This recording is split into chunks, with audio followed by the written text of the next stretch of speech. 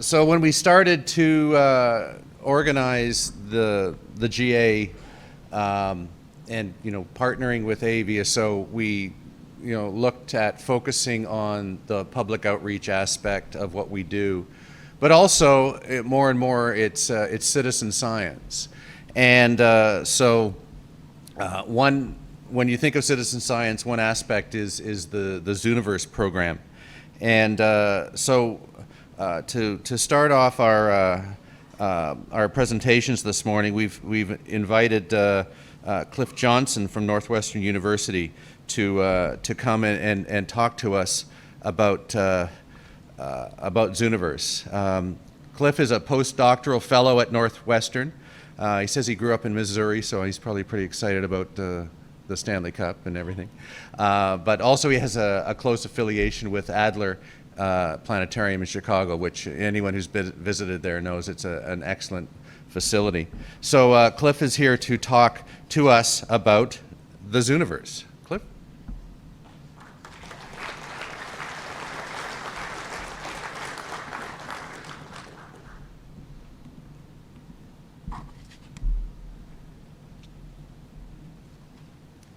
You're up, sir.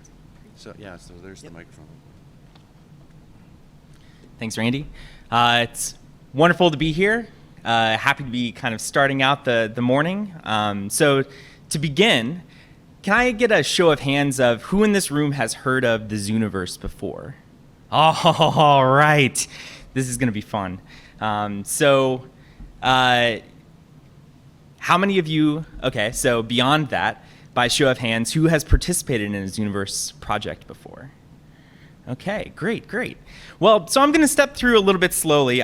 So this room is kind of full of experts, so you'll have to forgive me, but I want to make sure that we're kind of all along for the ride here, not just those who have already seen the light and started participating. So I am Dr. Cliff Johnson. I'm an astronomer. I hold a kind of joint postdoctoral fellowship between Northwestern University, but also with Adler Planetarium. And so part of my role working at the Adler is actually serving as a member of this Zooniverse citizen science team, which kind of supports a platform for basically like online citizen science. So what am I talking about exactly when I say citizen science? Citizen science is a very broad term. You might have heard it be called community science or crowdsourced science, but it really can encompass a very wide range of activities.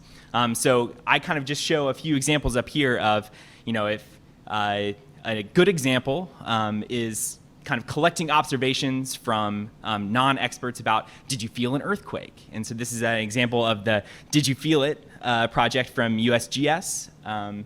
And being able to kind of map basically observations that people can collect in their everyday life. Some of this is a little bit more advanced than that, thinking about especially ecology-focused projects, where the Audubon has an annual Christmas bird count, where it's birders going out and collecting observations in a very kind of organized manner. And a big part of this is being able to bring observations from the general public or anyone with interest, and being able to kind of collect it and do something interesting with that data. And so, go no further than the members of the AAVSO in this crowd as being, an excellent example of the power of citizen science, where it's, dedicated observers over, many, many decades, collecting long-term scientific records that can be used in, in detailed research of stars, variable stars. But really what I kind of want to shift to now today is kind of talking about the Zooniverse role within kind of the new emerging field of online citizen science. And the idea here is that, with basically the amount of kind of interactivity that we get and the amount of time that we spend on the internet now, that this is a great place to try to meet people where they are and kind of harness some of that effort towards contributing towards science. When I talk about capturing the attention of the crowd, there's a lot of attention to be captured. So this is kind of an interesting visualization, kind of showing just a little bit of a comparison of kind of what we kind of can call cognitive surplus. So you can kind of put up an image of the amount of time that US adults, I'm sure this is not the case in Canada, of the amount of hours that one spends, just kind of watching TV. And so that's kind of represented by the area of this large box here. So you might be able to see this little tiny small box down to the right. And what's amazing about that is that actually represents the total sum that was of human effort basically put into creating Wikipedia. Something that is a resource that many, many, many people use, very valuable. But it's just a little tiny fraction of kind of what, the amount of time that could be spent going towards something impressive. And I think definitely now we're also seeing with kind of the application of phone apps that Candy Crush Saga, the numbers that have just come out recently, it's like over 3 billion hours played over the course of a few months. And so that basically equals to worldwide over 260 human years of kind of effort going into a phone game. And so I think the idea here is that there is a lot of attention being put into things that are fun, that are relaxing. But could we just kind of shave off a sliver of that to contributing towards science and towards research in a very meaningful and kind of productive way? And so that was kind of the basis idea of the Zooniverse online platform. If we can just kind of reach people on the internet with kind of simple tasks that anyone can contribute to, that this is something that could have kind of very staggering effects in terms of pushing forward our understanding in astronomy, but across all sciences. And so from kind of very modest beginnings, just over 10 years ago, the Zooniverse platform has now evolved into the world's largest platform for online citizen science. And so we host over 193 projects, and this is spanning a wide range of disciplines. A lot of astronomy interests, because that's kind of the realm in which we started, has really now expanded into a wide range of scientific fields, from ecology to biomedical to even now transcription projects in the humanities. And so I'll also just point out that, for the AAVSO members, that we do have a few variable star projects dedicated towards variable star kind of observations and classifications ongoing on the platform right now. But the driver behind all of this is that, right now in the sciences, we're dealing with a data deluge. And by this, what I mean is that the amount of data that we get, not just in astronomy, but in many fields, is starting to overwhelm the researchers. And this is not just the amount of data when we talk about big data as being a kind of a hot topic over the last decade, but it's also the kind of variety of different data sources that we get, and also the rate at which that data is being produced. And so, this is no surprise, but the role of machines and artificial intelligence and machine learning in trying to handle this kind of information explosion is a big key. But those machines and algorithms don't work by themselves. And a big part of this is actually having quality training data in order to basically make those algorithms work great, but there's always going to be shortcomings. And so I'll talk about this kind of at the end of my talk a little bit more, but really the role that we see the Zooniverse filling is really trying to kind of bridge the gap between these very complex, very interesting data sets and trying to still bring in kind of the human intuition and human classification powers and combine those forces in order to kind of push science forward as much as possible. So where does this story start? Zooniverse was founded back in 2007, and it was based off of one of the original astronomical big, large data sets, and that is the Sloan Digital Sky Survey. So this was an original imaging survey that then has led into multiple kind of epochs of spectroscopic and follow-up surveys. And so the video I'm showing here shows basically the galaxy catalog that was produced from this survey. Over 1 million galaxies observed from the northern hemisphere, kind of shown in their 3D positions in this movie. This was an amazing data set to work with. One of the fundamental kind of first questions that astronomers were asking were, can we classify these galaxies into kind of star-forming spiral galaxies versus more retired, quiescent elliptical galaxies? And for a visual here.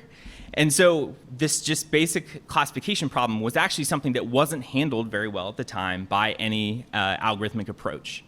And so at the time, back in 2007, poor grad students like this is Kevin Shawinski, who was at the time at Oxford University. He would hate that I'm showing this picture of him.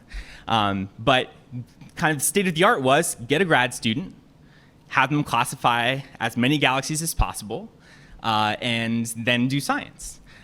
So we figured out very quickly through that experiment that the amount of classifications that a grad student will do without coming and just kind of losing their mind is about 50,000.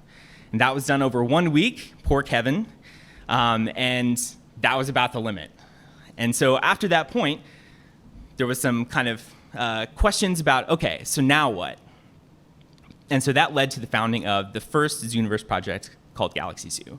This was a creation by Chris Lintott, professor at Oxford University, as well as Kevin. And the amazing part of this was, if we just throw up these images, this is a classification problem that many people can help on. Let's see how this does. And the response was just overwhelming. So remember that Kevin did about 50,000 classifications over that 1 week. Once the project launched, within kind of the first 48 hours, they were hitting peak classification rates of 50,000 per hour. So all of a sudden, it's just a complete scale up of the amount of information, the amount of data that we're able to go through. And over the first year, that was actually able to collect a total of 50 million classifications by over 150,000 volunteers kind of worldwide. So an amazing response that has led to many subsequent scientific publications, and it was basically an excellent proof of concept of the contribution that kind of normal individuals can make towards astronomy research. But I want to bring this story a little bit more personal. So I want to talk about one of the earlier projects in the Zooniverse called the Andromeda Project. And this is really, truly a story of how the Zooniverse helped save my PhD. So what you see here are images of star clusters that were taken by the Hubble Space Telescope in the nearby Andromeda Galaxy, also known as Messier 31. And so a big part of my personal research is interest in kind of studying these star clusters as individual systems, but also being able to look at star cluster populations across an entire galaxy as a way of studying the history of star formation in that galaxy and the kind of the characteristics of how stars form within these galaxy disks. And so the data set that I was working with came from this large Hubble survey called the Panchromatic Hubble Andromeda Treasury Survey, or FAT. And so this is an enormous data set. Over 800 orbits on Hubble were taken to basically build up this data set. Over 414 individual pointings of Hubble, mosaicked, tiled together to cover about 1/3 of the galaxy. And in total, it's about a month of solid exposure time in order to kind of build up the imaging data set that we were interested in here. And so what that translates to is about 15,000 individual images for which a grad student, poor me, was tasked to basically search. Because still at this time in kind of 2009, 2012, still state of the art is to actually do a lot of the star cluster identification by eye. There are algorithmic approaches that are used, but it leads to a lot of false positives. So the catalogs that are produced through machine classification have a lot of false detections of just stars nearby each other. And that's, we really want to try to get as detailed a survey, a census of star clusters within a galaxy as possible. So I tried to crowdsource my own work, to save me some effort. So I recruited, among our larger collaborations, 6 astronomers to help me. And so we went through the first 20% of this data set, and it took months to complete. And there was no way at the end of that I realized that I was ever going to be able to get all these other astronomers to do the other 80% of the data.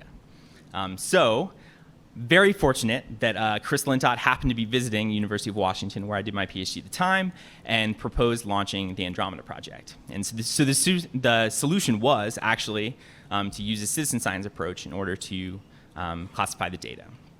So if we look at the Andromeda Project by the numbers, launching in the end of 2012, so what I'm showing here is a video of basically individual images that we showed volunteers and basically showing the replies. And so these are actually the classifications of, draw circles around clusters, and that is basically the basic input that we used in order to build our catalog at the end.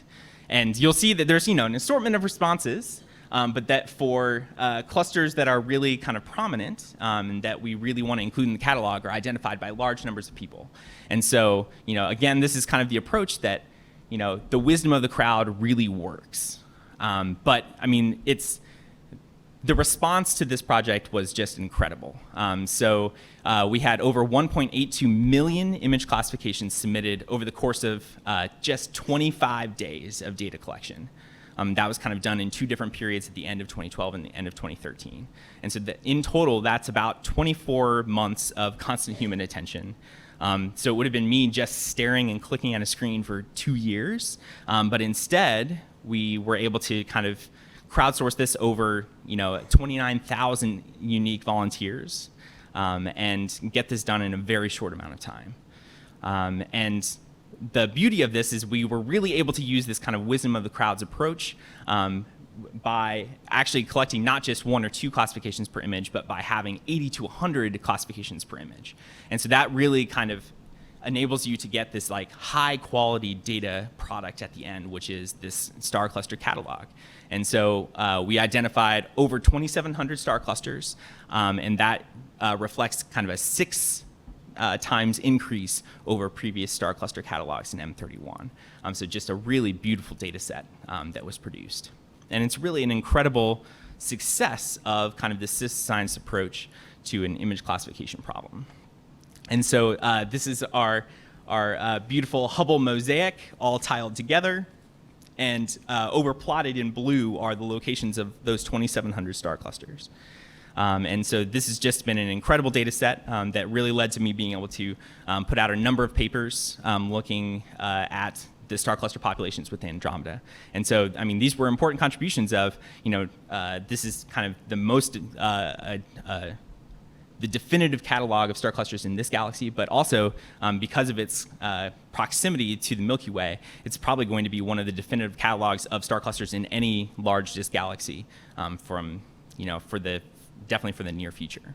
But we were also able to kind of answer these very interesting questions about how star clusters form, how that relates to the amount of star formation that's going on within a galaxy itself, and really address questions that had never been answered before.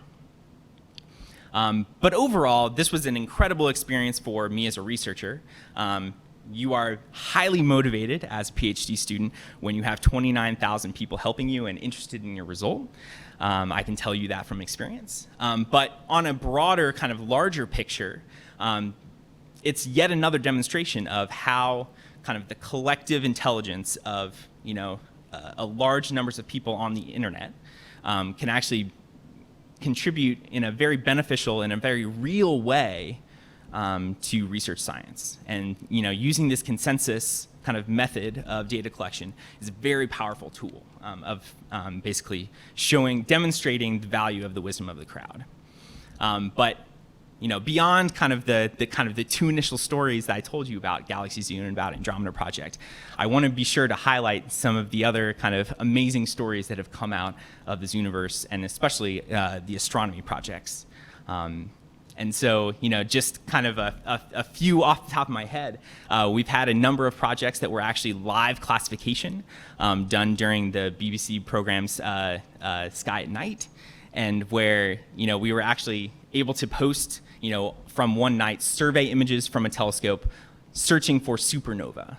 And so kind of live on air, had volunteers log on, something like 1 million participants, and were able to identify a supernova candidate. Here, a type 1a supernova, so the explosion of a white dwarf, and that was identified and followed up due to contributions from ordinary citizen scientists. Another amazing example comes from the Space Warps project. So this was trying to identify gravitationally lensed galaxies. So you can see kind of this red arc around this otherwise pretty normal looking elliptical galaxy in the center. So what's actually happening there is that you have a galaxy far off in the background behind this very massive elliptical galaxy. And the gravity of that elliptical galaxy is actually bending the light and basically distorting the image, but also magnifying the image of this very, very faint distant galaxy that lies in the background. And so this is an amazing way of being able to identify, with very high detail, and through this magnification process, and a huge addition of being able to study what these galaxies look like at, just a few billion years after the Big Bang. And so this was a discovery made through Citizen Science Project.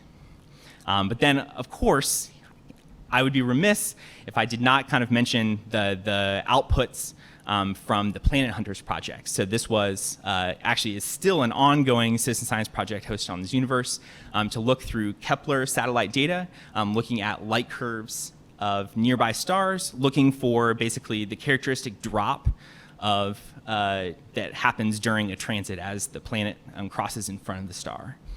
And so the algorithms for these particular projects, both in the old Kepler data, but now in an active project looking at test satellite data, the algorithms are very good at kind of picking out the vanilla cases. But one discovery that was made by citizen science volunteers was this Planet Hunters 1b planet. And so this was a very complicated system because it's actually 4 stars in one system, 2 binaries, so kind of interacting with each other, and then the binaries orbiting each other. And so the planet was actually a circumbinary planet around one of those pairs of stars. So you can imagine that that's a pretty complicated looking light curve that the algorithms were really not designed to search.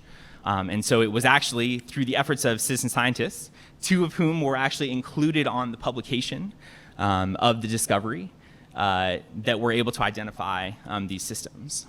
And so this is just, a few examples of, success stories from where these citizen science projects have really made a lasting contribution to the field. And, this is really an amazing story that, across these almost 200 different projects, there's been over 200 scientific publications produced from Zooniverse projects. And we really care about this number because that is really our ultimate goal, is to, it's not just an outreach tool. It's not just something to engage people with science and with data, but it is also to put out good science at the end of this. So this publication count will continue to rise and is kind of a great benefit of citizen science and the power that it has to move research forward. But I think one of the most incredible parts about the Zooniverse and about online citizen science has not been the things that we knew we were going to find or that we set out to find, but it's all the things that we didn't think that we were going to find or didn't even know that were possible to identify. And so probably the most classic example of this comes from the very initial Galaxy Zoo project and an object called Hanny's Voorwerp. So if there's any Dutch speakers, I am not the correct person to pronounce Voorwerp correctly, but I'm just going to kind of move on. But the idea was that this was actually a classic moment in science, I would call it, where we have a volunteer, Hanny van Arkel, who was a Dutch school teacher, who saw this image of the galaxy. And although it's better on my screen than on yours, there's a small little blue cloud down here.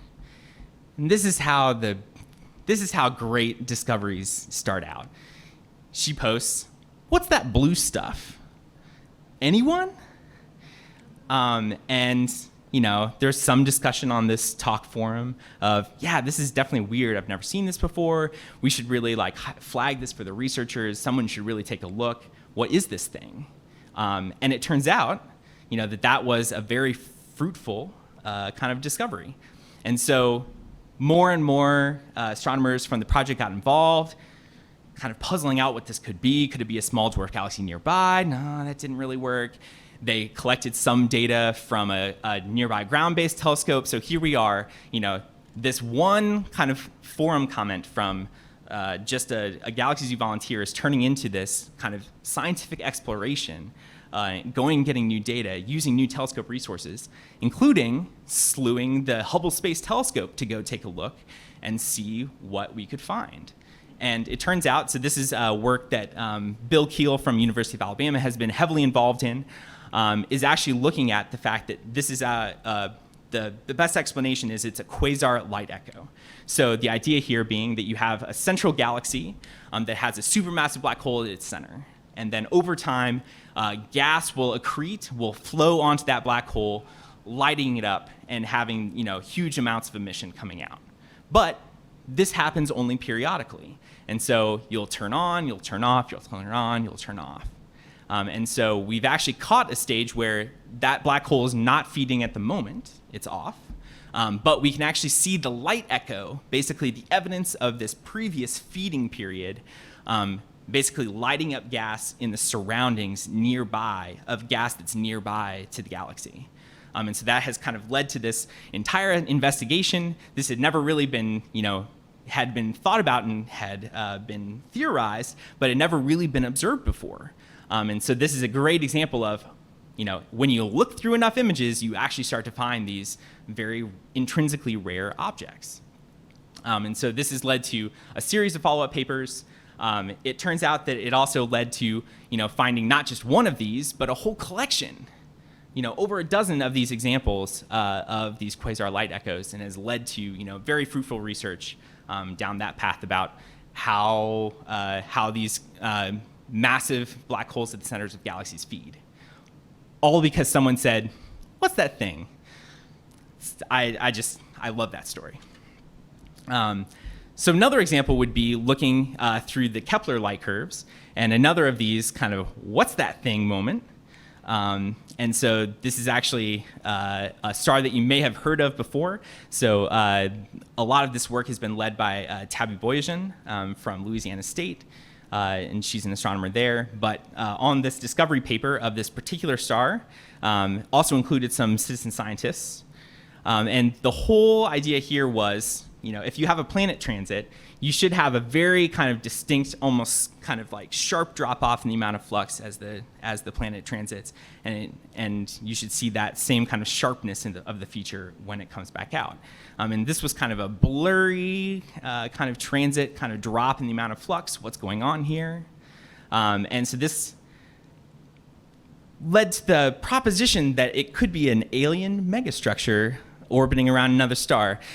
So this is our kind of post of where the Zooniverse might have found aliens. Now, turns out that there are many different competing theories right now, many of which I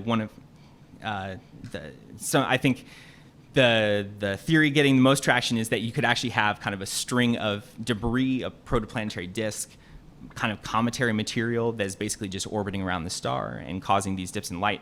But this is really still an unsolved problem and is still an active area of investigation among astronomers. But again, highlighting this case as kind of a success of when you have enough people looking at, when you have human eyeballs looking at the data, interesting things happen and interesting things are found. And again, this kind of started out by, one volunteer really just saying, what is this? Like, this looks weird. And now the beauty of this is that it was not just, one or two forum posts, but the fact that the project basically provided enough information about the star that a volunteer could go and look up in known astronomical databases and catalogs to try to find more information. And we actually had, basically an example of, one of our assistant scientists going through and saying, there's like infrared emission here, and I can look up the full light curve, not just this little section that I saw in this single image, and this repeats, but not regularly like you would expect for an eclipsing binary or some other known kind of variable source. And this is just amazing because, this is not an astronomer. This is someone who has an interesting idea and felt comfortable enough in this kind of community that we've built up within each of these projects, that you don't have to have a PhD to contribute to the science and what's going on.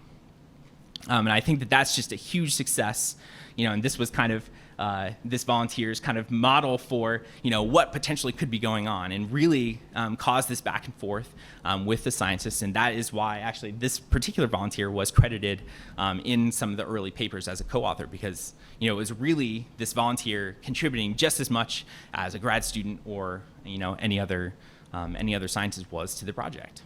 And that is just a really cool thing to be able to kind of create these communities where everyone can contribute to authentic science. And so a big piece of this is really being able to have this kind of public forum where you can collect these communities together. And so this has always been and still remains a key part of any of our citizen science projects on the Zooniverse platform, is having this talk feature. And so it's basically a series of message boards where the researchers can interact with the volunteers can interact with each other, and really being able to dig into the details of what's going on in any particular data set. And so, there's numerous other examples. This is actually a great one of identifying from the Galaxy Zoo project the green peas. And so this is a compact star-forming galaxies that basically look like little green peas in the SDSS images. But this is an example of where, a researcher said, these things are kind of cool. I've only seen like one or two of these, and within hours of this talk, volunteers had said, oh, well, we know where these are, and we're able to put it together a collection, and this has kind of led to ultimately a whole series of papers and investigations by the research team into exactly what these sources are, how they reflect star formation, and maybe the early building block stages of galaxies in the early universe. So very cool stuff. So I kind of want to step back a little bit and talk kind of more broadly about the Zooniverse and where we've been as an organization and where we see ourselves heading. And so a big piece of what we've done is, in the last few years, we've gone through a transition from where it's basically a group of developers and scientists at the Zooniverse who are basically working with research teams individually in order to launch projects, to now we're building up a very large platform of projects by basically making it easier to do. And so I'll elaborate on that a little bit more.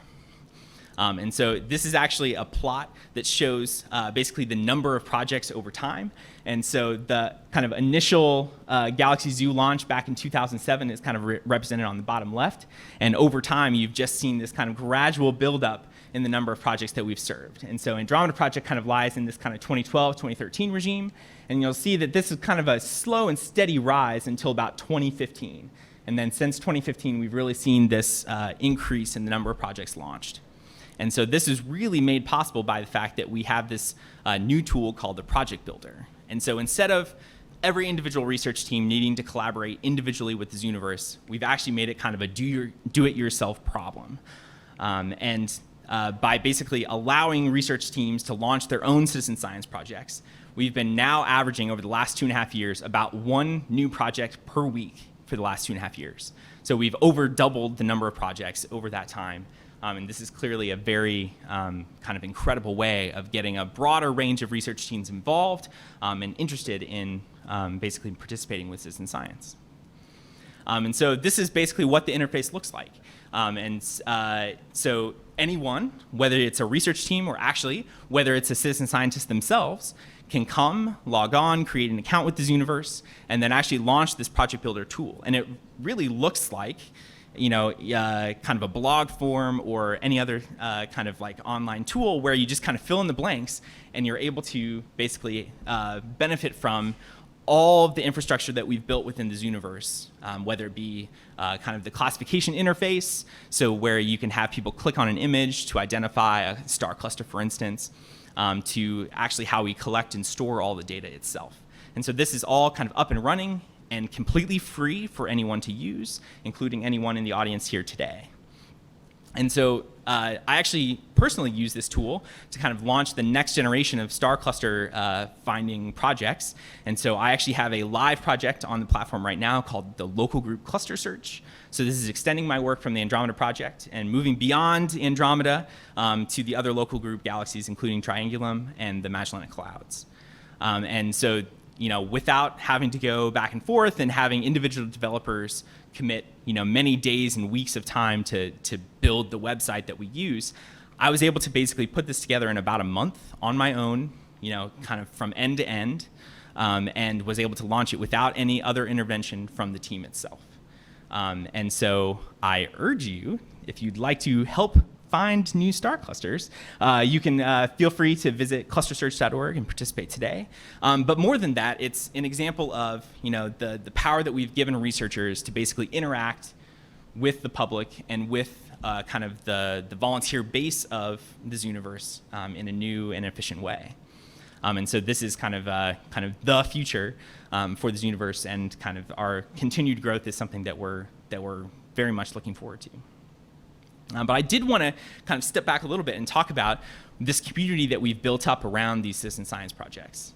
And I think it's been incredible to see almost 1.8 million volunteers have registered with the Zooniverse site.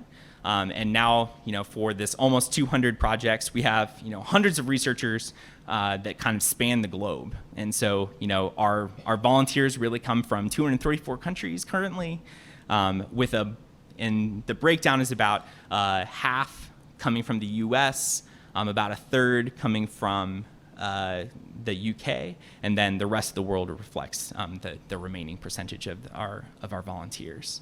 But this is really a global network of researchers and volunteers that are contributing to citizen science. And it really is a wide range of people. So if we just kind of look at the distribution by age, this is not just school kids being assigned in a classroom to classify some galaxies. That we have a very broad spectrum of participants from school children. Yes, that is definitely a component. But individuals through their 30s, 40s, 50s. We really talk about that the Zooniverse is a platform from anyone from 5 to 105, and we really do mean that. And we really make an effort as an organization to try to make this accessible to as wide kind of an audience as possible, because that's really who we think should be doing science is everyone.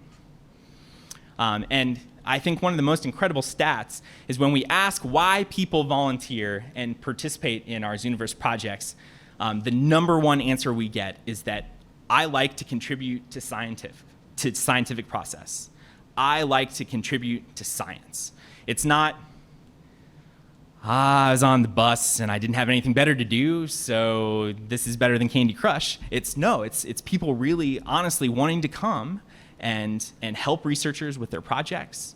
And like I said, with Andromeda Project, as a grad student, having many hundreds to thousands of people working on your science and asking you really deep questions, more than even some of my cohort of other PhD students would, is a very great motivating factor for wanting to do good science and wanting to keep this going. And so that's just it's an incredible opportunity not only for researchers to be able to kind of interact with others and interact with the public, but it's great to be able to give everyone an opportunity to make these authentic contributions to science. So then we often get asked a lot about how much are people classifying? And so this is a very technical plot that I can basically just sum up in 3 bullet points. This is actually taking data from the Andromeda Project itself, but it's very representative of kind of our average citizen science project on the platform. That we have always, with any project, a handful of kind of power users. And by this I mean there were 5 individuals who looked at every single image we had of Andromeda during the Andromeda Project. And there's just people who have really contributed in entirely meaningful ways and given a lot of their time and effort towards the projects. But kind of more broadly, about half of classifications for any project come from kind of what we call power users or super users, where they're really spending a significant amount of time, 5+ hours sitting in front of a project and contributing classifications. But what's cool is that the other half of classifications is coming from much more casual users, and kind of a median for that kind of like lower end of people is about 30 minutes, maybe a single session that they sat down. But we have thousands of users who log on, do 3 or 4 classifications, and log off. And that still builds up in a meaningful way towards contributing towards the total project. And if that, we would always like to encourage people to spend more time and to help us with our projects more. But it's great that at any kind of level, people should feel free to contribute to Zooniverse projects.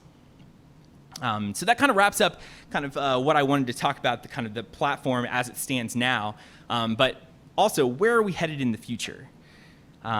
And so specifically, I want to come back to this point that I was making earlier about, how do we see, human classification contributing as we move forward into this, kind of era of big data and data explosion. And so I'll use an example from astronomy that kind of sums this up very specifically. And one thing that we've all been kind of looking out on the horizon about is this telescope. So it's called the Large Synoptic Survey Telescope, or the LSST. Very excited to learn just over the last week that it may be renamed the Vera Rubin Telescope, which would be very exciting. So we'll see how that turns out. But this is a project that's kind of always been in the back of an astronomer's mind kind of over the last decade, maybe even 20 years, as something that's coming on the horizon. So what we're doing is we're basically taking the largest kind of class telescope here, an 8-meter sized mirror, and attaching an amazing CCD camera that basically is larger than the size of a chessboard. And so with kind of these two things combined, we're able to take a very take a movie of the sky. So here, the LSST is targeted at being able to observe the entire observable sky from any one location on Earth every 3 nights. And so what you'll basically have is just a movie that you can play forward of observation after observation of not just the sky, but how the sky changes, how variable stars change, what transient objects appear and disappear. These are all kind of investigations that we've been looking forward to for a long time. And so what I love is that most astronomers have talked about the LSST using kind of images like this. They're mock-ups. It's digital art. That's what it looks like today. This is a real thing. It's no longer just a pipe dream. The mirror is on the mountain, was just shipped up in the last couple months. Basically the last infrastructure item to be finished is the dome construction. This is coming. The future is here. And so the facility will see first light in 2021, full operations probably about a year later. And this is exciting, but it's also a little worrying because this is a kind of a new level of data deluge that we have never really dealt with truly before in astronomy. This facility will be producing 20 terabytes of imaging per night. That will be 60 petabytes of data over 10 years. Compared to the measly 1 million galaxies that were observed as part of Sloan Digital Sky Survey, just over a decade ago, in total, there will be 10 billion galaxies observed by the LSST facility. And so that's something that, we can put up a citizen science project to try to tackle, but our data rates are going to have to increase pretty substantially. And so this is a plot kind of showing the number of classifications of galaxies per day that we're obtaining through the Galaxy Zoo project, with some improvements that I'll actually talk about very shortly, kind of with machine classification. We can boost that by a factor of a couple, but that's nothing compared to kind of the rate of classifications that we'll need to achieve in order to actually get through these full sets of data. So clearly, while Galaxy Zoo was a phenomenal success for its time, we need to change with the times and kind of try to incorporate as much machine algorithmic power as we can in order to kind of handle this wave of data that's coming. And so as an example of that, the Galaxy Zoo team has been kind of taking that to heart. And so this is actually showing the number of retired subjects, so images where we have a classification completed over time. And so kind of this blue curve reflects kind of the slow rate that we generally get out of a citizen science project from people just classifying, trying to aim for 40 classifications per image. Now, what's cool is that if we actually also include some machine classifiers along with the human classifiers, we can actually substantially limit the amount of time that it takes to retire subjects. And that's just basically by saying that, if you have computers and algorithms take care of the easy stuff, which is also maybe the boring stuff, that we can actually, get through and basically have the best of both worlds. And so this is an approach that I think is going to be very fruitful moving forward for being able to kind of get through these large data sets, is trying to combine the best parts of human classification with machine classification. And so this is actually an active project that has actually just launched on the platform. So Galaxy Zoo has a new iteration that includes an enhanced workflow. And so beyond just kind of having human and machine classifiers working together, but this is actually an experiment where we actually have the computers asking humans specific questions and specific classifications. And so we basically have a machine that tries to go through and classify all the galaxies. It says where it doesn't know things, and then we try to identify the images that would be most helpful to basically teach the machine or the model to basically improve over time. And so we have human classifiers look at those particular images, pass that back to the machine, and you kind of build this loop that basically improves the overall classification products that are coming out. And so this is live on the site right now. If you actually visit the enhanced workflow at galaxyzoo.org, and this is active area of research led by Mike Walmsley, who's Chris Lintott's PhD student, DPhil student at University of Oxford. And this is looking like a very attractive way of basically trying to combine the best of both worlds in order to kind of continue pushing forward and being able to make the best out of our citizen science contributions and projects.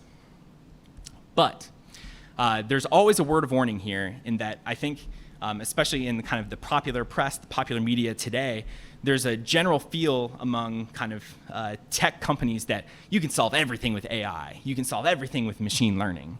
And to some to some standard, that is actually probably true. But there will always be limitations. And a big one is that for any particular algorithm, it's only going to do the task that it's designed to do and that you've trained it to do. And so what that leaves out is all the things that you didn't know to train it for or don't have the data to train it for. And so borrowing from a non-astronomy project here, within the Zooniverse, we've kind of devised this as calling it the Zorilla Problem. So this image of this kind of skunk-looking animal, I'm not a Zorilla expert, so please don't ask me any questions about it. It's a very rare species. So out of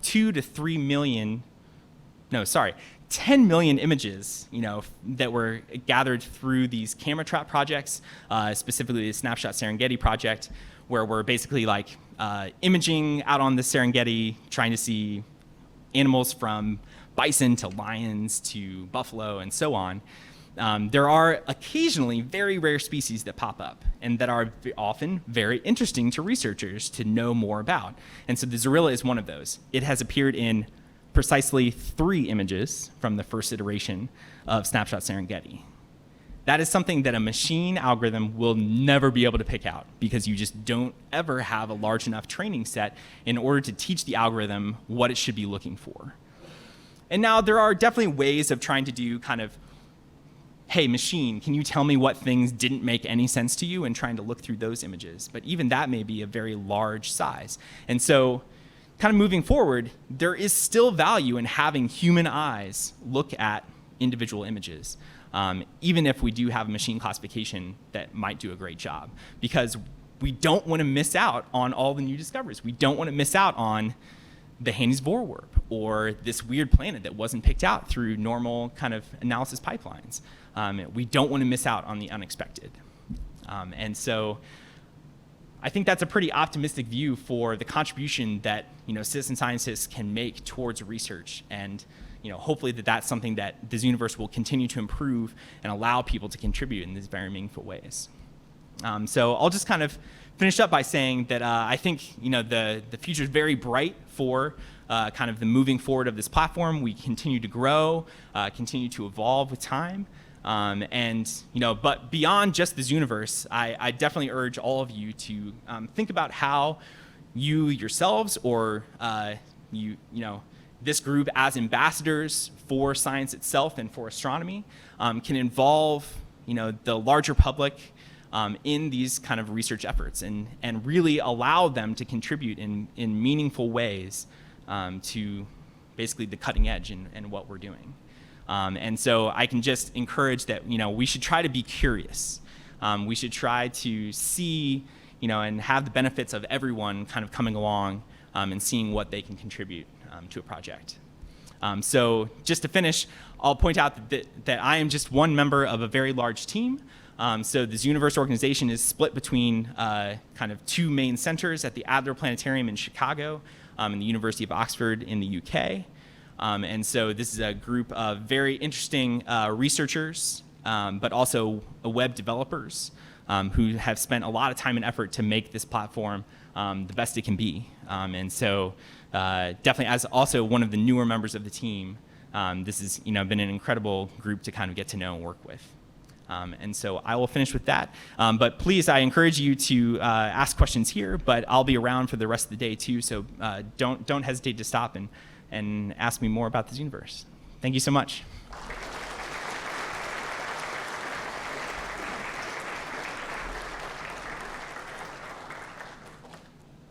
So I think we have about 5 minutes before the coffee break if there are questions. We do, and we have a microphone here, so if you have any questions, please come up so that we can capture you. And yeah, so maybe if people have questions they want to ask, maybe we can have people line up behind the microphone over here. Looks like I'm the first one. Great. In terms of productivity or of any measure you can think of, how does Zooniverse compare with BOINC, the Berkeley Open Interface for Network Computing? Right. So I am not totally an expert on all of the projects that have gone on within BOINC. Kind of for a little context, BOINC is yet another kind of platform for collecting citizen science projects. My understanding is also that BOINC has kind of a more passive side to their projects, where it's not just humans contributing their time and classifications, but also contributing their CPU effort in order to run large analyses. So basically creating a distributed supercomputer. And I think there are many different platforms, and we each kind of have our own specialities. I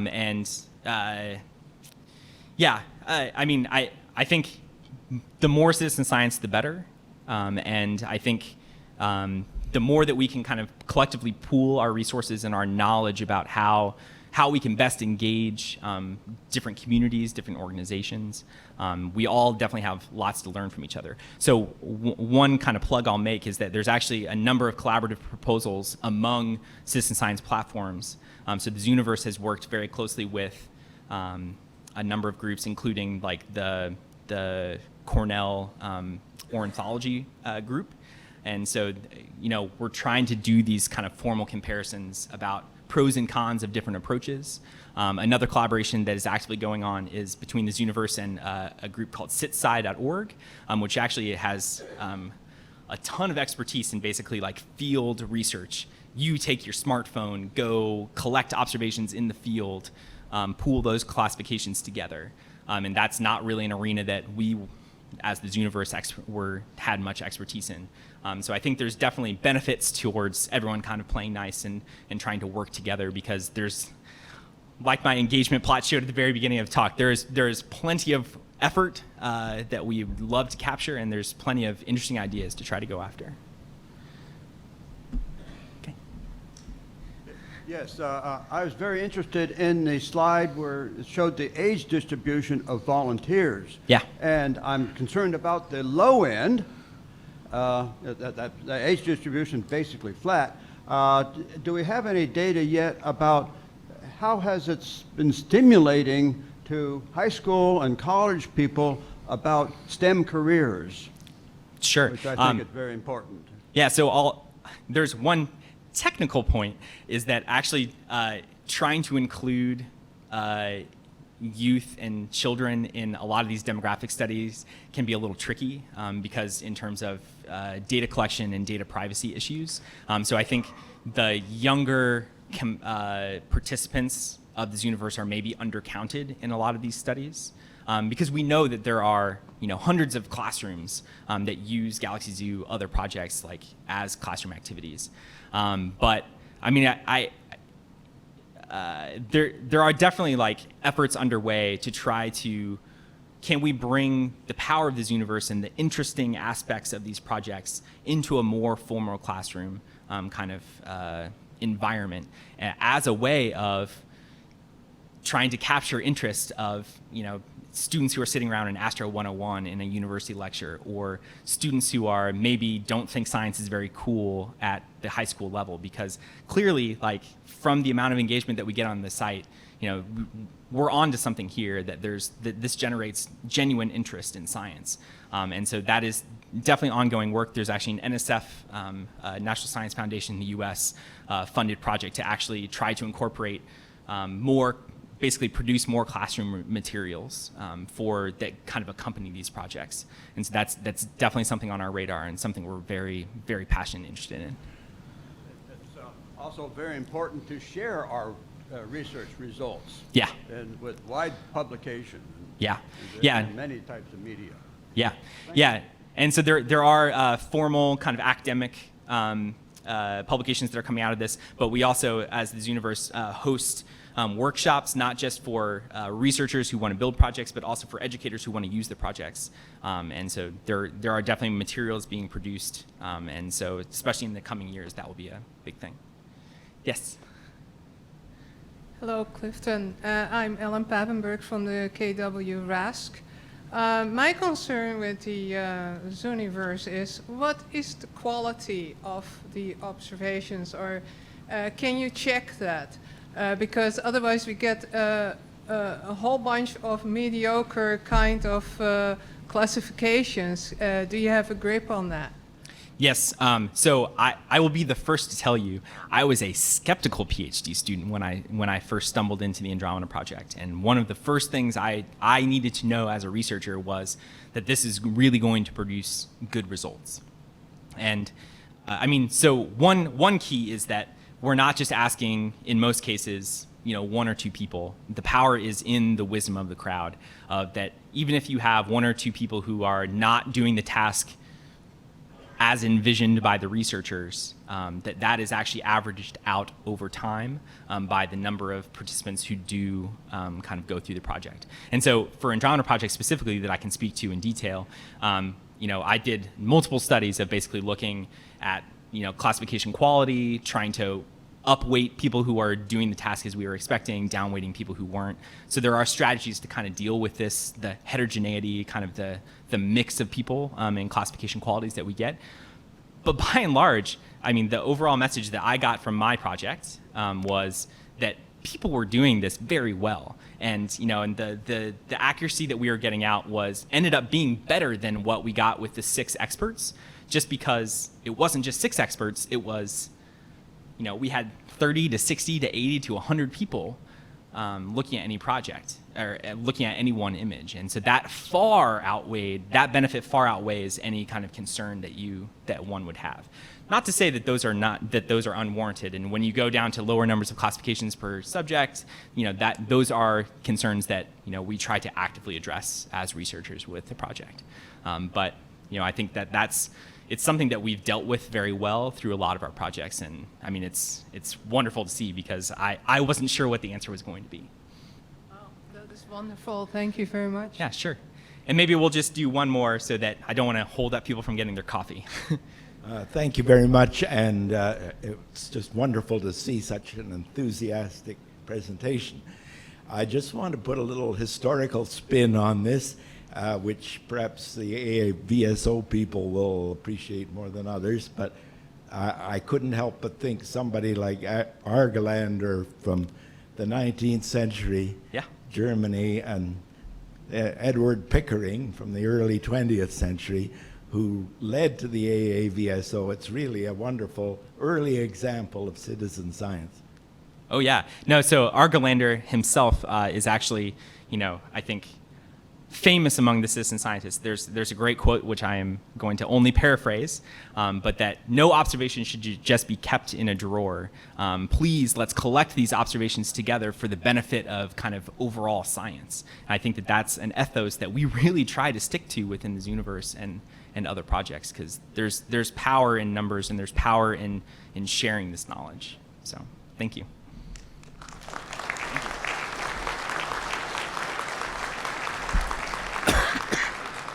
Thank you very much, Cliff. And we want to leave you with a little something here. If you want to come over and